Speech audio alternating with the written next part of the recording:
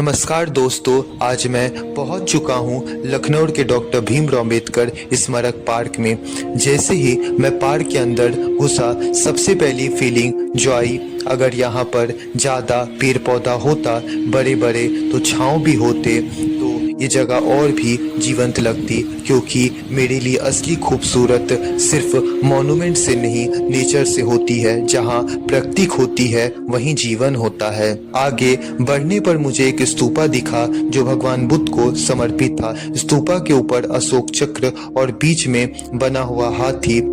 जैसे मैं अभी currently B R Ambedkar park हूँ। यहाँ पर अभी तक मैंने जो चीज देखा है, समझा है, वो मैं आप तक पहुँचाऊंगा। देखिए, यहाँ पर जब बी आर अम्बेडकर पार्क जो मैं आपको दिखा रहा हूँ, आप मेरे आसपास देखेंगे, हाँ बहुत खूबसूरत है, बहुत अच्छा है, मॉन्यूमेंट है, स्ट्रक्चर बिल्डिंग है। लेकिन यहाँ पर बस एक चीजों की कमी है।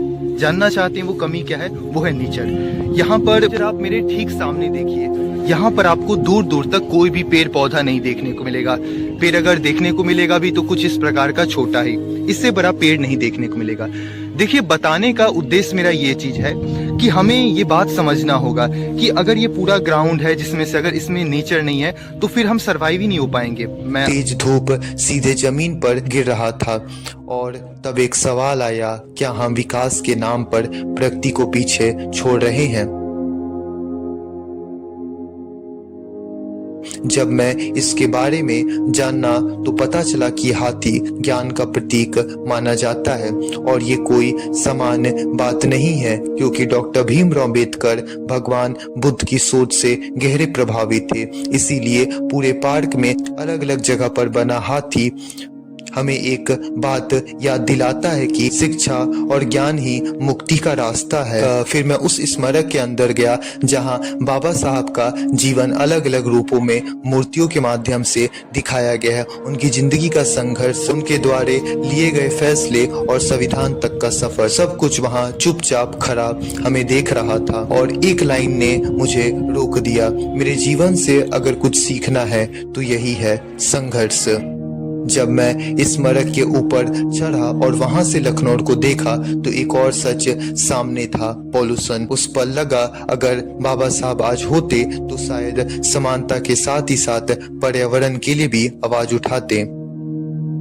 इस जगह पर जैसे मैं यात्रा कर रहा हूँ तो कुछ मैंने चीजें देखी, ऑब्जर्व की, अनुभव की, वो मैं बता रहा हूँ। सबसे पहले मैं आपको पीछे देखिए, जब आप मेरे पीछे ठीक देख रहे हैं तो यहाँ पर आप एक चीजों को देख पा रहे होंगे कि पूरे साइड ग्राउंड तो बना है लेकिन यहाँ पर नेचर नहीं है, प्रकृति नहीं है। इस बात से स्पष्टीपूर्ण मैं आपको ये देना चाहता हूँ, ये समझाना चाहता हूँ, जब आप बी आर अम्बेडकर पार्क को देखेंगे तो यहाँ पे आपको हरियाली नहीं देखने को मिलेगा, नेचर नहीं देखने को मिलेगा। तो पूरा जगह बहुत कमी हरियाली है। मैं आप वो चीज है, इससे दिक्कतें क्या आएगी, समस्या क्या आएंगी? देखिए, अगर नेचर नहीं रहेगा, अभी तो ठीक है जनवरी का समय है तो उतना दिक्कत नहीं आ रहा है, लेकिन जब यही मार्च का, जून का, जुलाई का समय रहेगा तो जो मेन मुद्दा समस्या आएंगी वो है गर्मी के समय बहुत ज्यादा गर्मी रहेगा। यहाँ पर अगर पेड़ पौधा रहता तो और अच्छा लगता, और वो पेड़ पौधा गर्मी को रोकने का भी काम करता, लेकिन क्योंकि यहाँ पर नहीं है तो गर्मी में यहाँ पर और समस्या आएगी। तो मुझे लगता है हम सबको जरूरी है कि जो नेचर अभी है, पहाड़ हैं, पर्वत हैं, हमें उनके प्रति शायद सोचने की जरूरत है, थोड़े संवेदनशील बनने की आवश्यकता है और समझने की आवश्यकता है कि क्या हम जिसे बर्बाद कर रहे हैं उसकी कीमत हमें कितनी भारी चुकानी पड़ेगी। और एक पूरा एरिया है जहां अनेक हाथी बने हुए हैं जो बार बार हमें याद दिलाते हैं कि समाज को बदलने की शक्ति ज्ञान से आती है।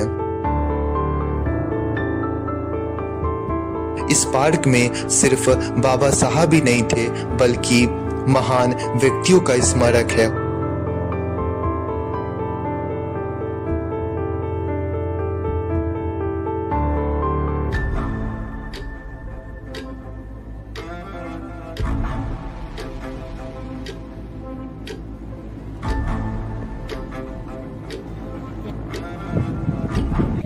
जैसे अभी मैं जो ये प्रकृति के साथ चल रहा हूँ तो जो अच्छा लग रहा है वो वहाँ पे नहीं लग रहा है। यहाँ पर आसपास अभी कुछ वृक्ष हैं पीछे जो देखने को आपको मिल रहा है, तो ये बस थोड़े बहुत ही पेड़ की वजह से काफ़ी अच्छा लग रहा है, ठंडी हवाएं आ रही है। तो यही होता है कि अगर कहीं भी जगह का प्रकृति रहती है तो जगह अच्छी लगती है, खुद पे खुद सुंदर हो जाती है, बेहतर हो जाती है, उसे हमें अच्छा करना नहीं होता है।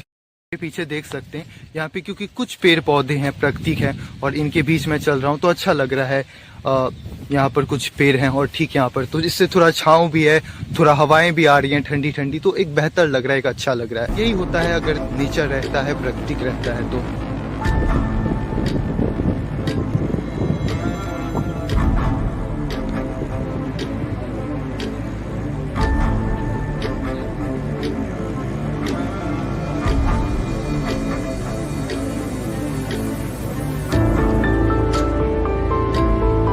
ये यात्रा सिर्फ एक पार्क दिखाने की नहीं थी, दिलाते हैं कि समाज को बदलने की शक्ति ज्ञान से आती है।